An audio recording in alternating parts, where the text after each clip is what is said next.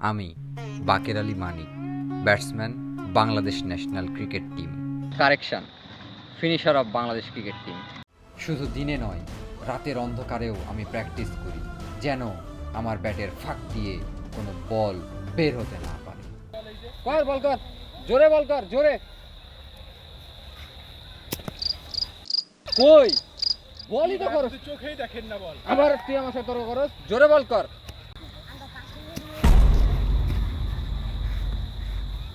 বল করা শিখুস না এতদিন থেকে। এই আপনি ফিনিশ। ইয়র্কার বল করে কেউ, ইয়র্কার বল করে, ইয়র্কার বল করে, হ্যাঁ বডিতে উঁচুতে বল কর, উঁচুতে বল কর। ইয়র্কার বল করস কেন? উঁচুতে বল কর, যা বল কর।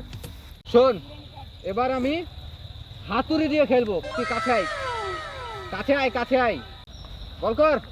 হ্যাঁ, ও মাগো, এই তুই পানি খেয়ে আয়, যা, তোর গায়ে শক্তি নাই।